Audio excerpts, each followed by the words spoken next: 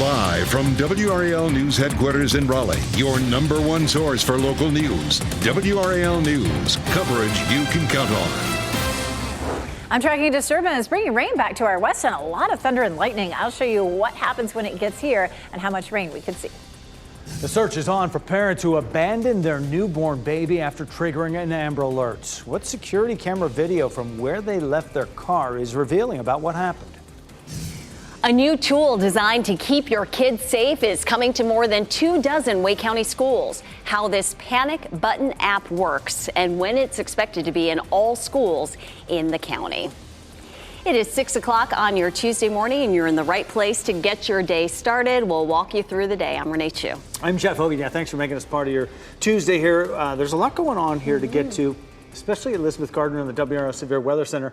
This weather system is building behind us, and here it comes. Look at all this lightning with this from Tennessee on up into the Midwest through Kentucky. Lots of lightning with this system. It's an upper level disturbance. There's not technically a front along with this, but the next front will come through tomorrow to bring us some rain. It is likely to weaken, though, as it moves across the mountains. There's actually a little bit of rain showing up just east of the mountains right now, but that's not likely to reach us. We're looking at cloudy skies. There's 10 a.m. We'll pause it at noon, and that's when you can see that system that we were just looking at moving into our area just to the west, starting to see that around lunchtime. By 2 or 3 o'clock in the afternoon, it's beginning to spread across the area, and it is possible that we could see a rumble of thunder with this. Not a lot of rain, probably going to see about 1/4 of an inch, maybe 1/2 an inch in a few places, and it starts to move on out of here around 5 or 6 o'clock. After that, we're looking at the potential for a few sprinkles overnight tonight and early tomorrow morning, but then we'll have the main event as this line comes through. Could be a few rumbles of thunder with this. Around 3 or 4 o'clock, it enters our western counties across the triangle between 4 and 5, and then out by 5 or 6 o'clock off to the east. Some heavy rain with that for sure, and some very windy conditions. Tomorrow's going to be windy even from the start. A 40% chance today. It's a 90% chance of that line coming through, and then we have a dry day in the forecast on Thursday. The whirligigs there in Wilson are moving pretty slowly, but we do have a southwest wind right now at 9 miles per hour, 53 degrees in the triangle. It's 47 down in Clinton, but 53 in Durham and 49 in Rocky Mount, so it's a fairly mild start this morning. Our temperatures will climb into the upper 60s this afternoon, a little cooler than yesterday because of the clouds and the showers that we'll likely see. But tomorrow, even with all that rain, we're looking at a very warm day. I'll show you why coming up. Eric? Elizabeth, one crash to tell you about here this morning just after 6 a.m. It's going to be up here on the belt line right near that Glenwood Avenue interchange. You can see eastbound, not seeing any major issues on the sensors right now, but if you're headed that way, you're going to want to keep an eye out for any disruptions or any issues in that area. Taking a live look right down the road here, I-440 at Ridge Road. You can see certainly a number of folks on the road here at this point, but not seeing any major backups, not seeing any issues tied to that crash. We keep a close eye on things here, let you know as they change. Eric, thanks. Breaking news, a person is hurt after being stabbed this morning in Raleigh. It happened just before 4 o'clock. Brett Nace is in the WRAL Breaking News Tracker on Glasscock Street. And Brett, police are still there investigating. What have you been able to learn about the person who was stabbed? That person was rushed to the hospital, Renee, and they were taken there to be treated for these injuries. We are told that they are non-life threatening. They are expected to be okay. But the home we're talking about is here behind me. You can see Glasscock Street is blocked off by the crime scene tape. I want to get you to this video from the WRAL Breaking News Tracker. Take a look at this, and it's a better look of this home here. And a couple of police officers standing in the front, and they've been in and out of this home for the last couple of hours. And CCBI has been here for a while now, too. They've actually been taking pictures at the front porches of different homes here along Glasscock Street. So we're working to find out how these other homes might be connected to all of this. Police do tell us, though, that the suspect in this case is in custody. So we're going to find out who that person is. Also trying to ask police what led up to this stabbing and if the suspect and the victim know each other. As soon as we get some of these more clearer details, we'll pass them along. Live in Raleigh, Brett Nace, WRAL News. Also right now, police are looking for the parents of this 9-day-old baby right here who was the subject of an Amber Alert. You probably heard it blaring on your phone early last evening. The Amber Alert was canceled just after 9 o'clock last night when little Jackson Brown was found safe. WRAL's Laura Levine joins us live from Durham this morning. And Laura, authorities there still trying to find the parents of this baby who left it right near where you're standing now.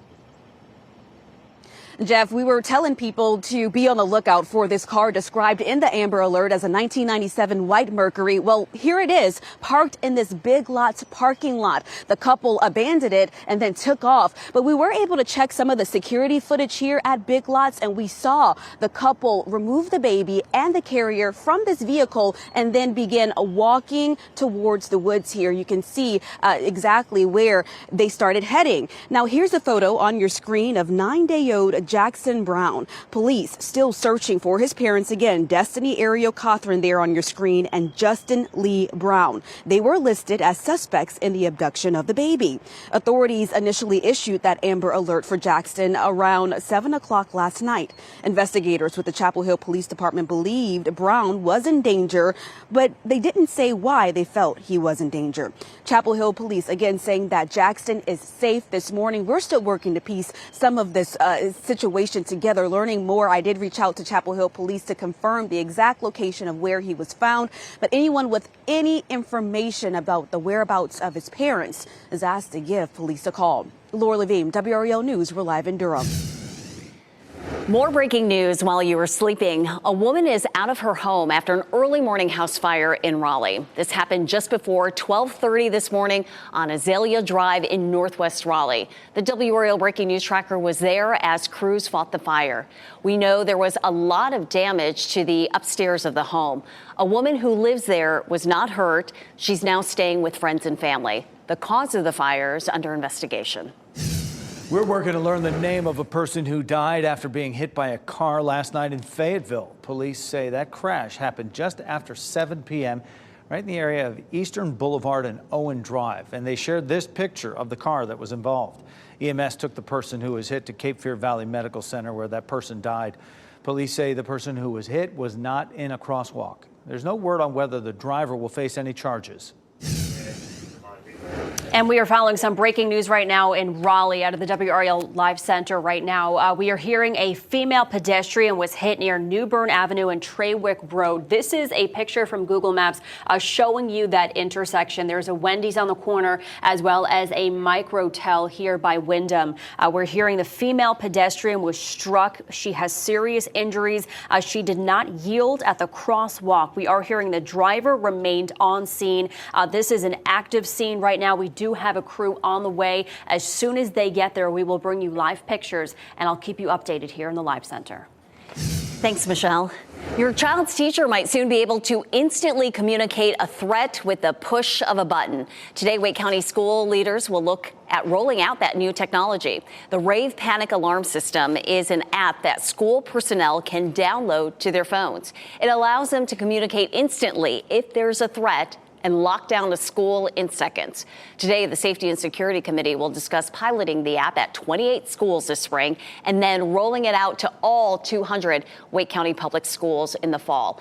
WRAL spoke with a national school security expert who says training on the app matters to prevent unintended consequences. Panic buttons can serve multiple purposes, but they can also have unintended consequences. False alarms, creating panic, sending schools into unnecessary lockdowns. Hope County schools and Vance County schools already use this technology. The Wake County School Board will meet at 1 this afternoon to talk about it. Congress is 3 days away from a deadline to avoid a partial government shutdown. As we take a live look at the Capitol building this morning in D.C. as the top congressional leaders from both parties prepare to meet with President Biden today to try to find a solution. President Biden is also calling on the House to pass a Senate bill that has $60 billion in aid for Ukraine. House Speaker Mike Johnson is under pressure to block a vote on Ukraine aid, but it appears the bill has enough bipartisan support to pass. Congress must reach a deal on funding by Friday to avoid that partial shutdown. New hope for parents of kids with severe food allergies. Can keep an eye on him, but also not worry as much about every little thing that he gets into.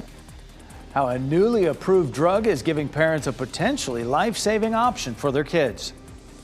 And President Biden has some fun during an interview on late night TV. His visit to help Seth Meyers mark 10 years of his show. A dry morning, but we have rain in the forecast for this afternoon. It's a 40% chance of some light scattered showers. I'll show you the timeline when you can expect to see it where you are. As you get into your car, tune to WRAL News Plus on your radio. In Raleigh on 99.3 FM. In Durham, 96.5 FM. And everywhere on 101.5 HD3.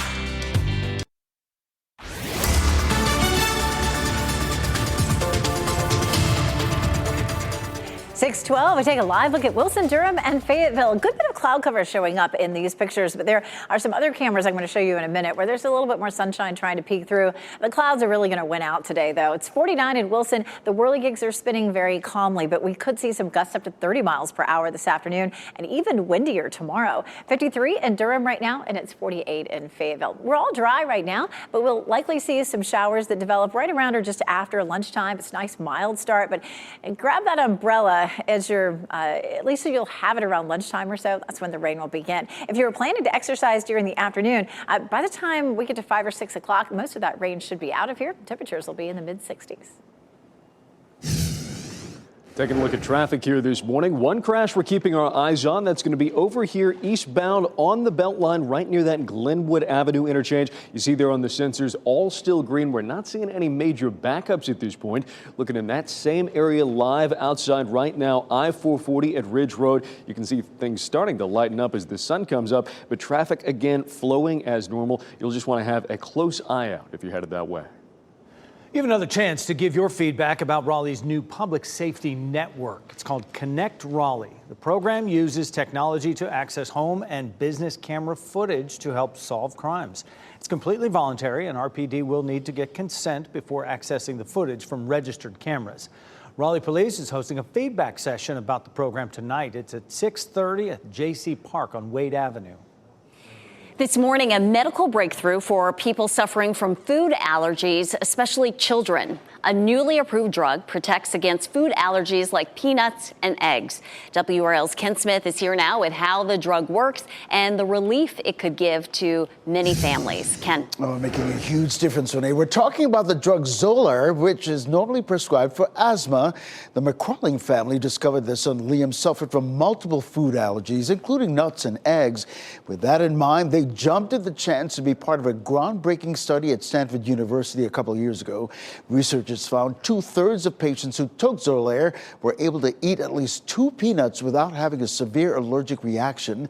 The McCrawling family says this is a game changer. I think it's very freeing. We can keep an eye on him, but also not worry as much about every little thing that he gets into. Food allergy patients are making allergic antibodies, and Xolair targets these allergic antibodies and acts like a sponge to take them out of circulation.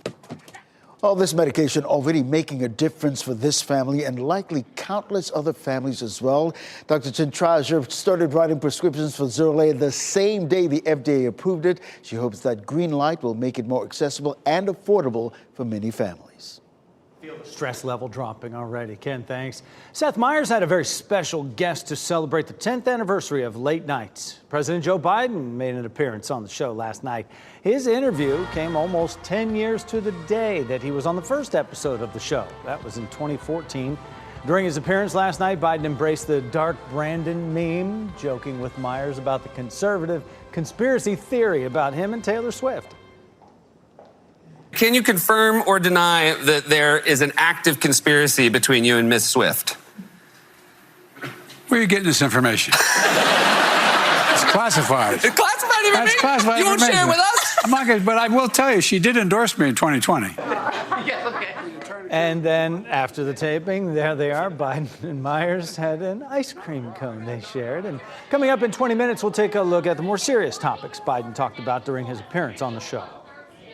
This morning on Today, a warning about books you buy online. Copycat workbooks and guidebooks are popping up on booksellers' websites under real authors' names, but they're actually AI generated, and that has authors upset. So as soon as I saw these books available for sale, I knew they were likely AI generated. It really coincided with the explosion of AI writing tools. Coming up, what to watch out for to make sure you get the book you actually want when you buy online. Today airs at 7, right after our news here on WRAL. 6:17 the time right now, and we are on our Tuesday, just starting to feel that roller coaster of both temperatures and precipitation out there for the week. Elizabeth Gardner in the WRAL Severe Weather Center with a look all around town. We'll get started here with some mostly cloudy skies. There are a few spots where we're seeing some sunshine. In Goldsboro, we're looking at some high, thin cloud cover. Fairly cloudy for Apex and Chapel Hill. Chapel Hill courtesy of Top of the Hill Restaurant. And of course, that is our newsroom there in Fayetteville on Hay Street. Here's what's happening out there. Back here across parts of the Midwest from Nashville up toward Lexington, Kentucky and down into the deep south, we have a disturbance that's rolling eastward. This one's going to arrive here during the afternoon. There's some rain that's showing up in the Piedmont right now. It's unlikely that we're going to see any of that approaching our area or making its way in to bring us a few showers, but we'll keep our eye on it this morning, definitely clouding things up. But this rain and these thunderstorms that are developing with this disturbance will likely roll in right around lunchtime. Mostly dry this morning with mainly cloudy skies. We'll see some showers starting to develop right around lunchtime. Between 2 and 3 o'clock, it really spreads across the viewing area. For the most part, this is going to be light, but there may be some pockets where it's a little heavier. And, you know, there's lightning with this back to the west, so it's possible that we would see a few rumbles of thunder. By around 5 o'clock or so, it's all starting to pull out of the viewing area, and we'll see some mild conditions overnight tonight. Tomorrow morning early, there could be a few isolated showers, a little sprinkle between, say, 4 and 6 a.m., and then we're pretty quiet until we see the line of rain coming through. There may not be a lot of thunder and lightning with this, but a few possible thunderstorms embedded in this line. It is going to be windy. The winds start early tomorrow with gusts up to 35 miles per hour and up to 40 or stronger with this line coming through. This is a much earlier arrival than we saw yesterday. So around 3 to 4 o'clock, it starts to move into the viewing area. Between 4 and 5 o'clock through the middle of the viewing area, and between 5 and 6 o'clock, it's in our eastern counties and then moving on out. So models trending much earlier than they did yesterday. Rain arriving between 3 and 5 o'clock, 3 o'clock in the west, around 5 o'clock in the eastern counties. Definitely windy, 35 to 40 mile per hour winds tomorrow. And then behind the system, turning much cooler. We'll be in the 70s for tomorrow, but then into the 50s on Thursday. We still have the potential Friday night for a few stray showers, and then there's going to be some rain. It's just a question of how slow is it going to move. This is Saturday at 7:15. This version of Futurecast is definitely slower with this and has some rain up until around the middle of the afternoon around our viewing area. It may not be very heavy, but still watching that for Saturday. How much rainfall total? Well, for today and tomorrow, likely to be a quarter to a half an inch, and then we may add a few more hundredths of an inch to it on Saturday. 40% today, 90 Wednesday, 50 on Saturday, 30 late Friday. We still have moderate pollen for trees, but once we see, and tomorrow with the warmth, we'll have potentially high pollen for trees, but by Thursday that drops off considerably once we see that front coming through with some rain. 67 today, 10 degrees warmer for tomorrow, 50s Thursday and Friday, but over the weekend, temperatures are back into the 60s. Coming up, we're going to talk a little bit more about that rainfall potential the next couple of days. Eric? Elizabeth, significant new crash to tell you about here as things are starting to get busy in our 6 o'clock hour. This is going to be on New Bern Avenue. That road partially shut down here this morning. You can see those eastbound lanes. They are closed at Trawick Road as police are investigating an accident involving a pedestrian. Taking a live look outside right now, the traffic cam's giving us a very good look at that scene there. You can see what appears to be the vehicle involved here stopped in the middle of this intersection. At least half a dozen Raleigh police cars there on that scene. This leading clearly to some pretty significant backups on those eastbound sides. We're told this happened right around 5:30 this morning. A woman hit in the crosswalk. Apparently, the vehicle there did have the green light. Does appear the driver stayed and is cooperating with police. We're going to continue to follow this active scene, bringing you details as we get them. Eric, thanks. A state home for veterans in Fayetteville that was expected to last for half a century is in disrepair after just half that time. Today, state lawmakers will push for answers as they try to figure out what to do with the building. North Carolina is well represented on this season of The Voice. The two singers from our state that are moving forward after the season premiere. That's coming up in What's Trending in just minutes.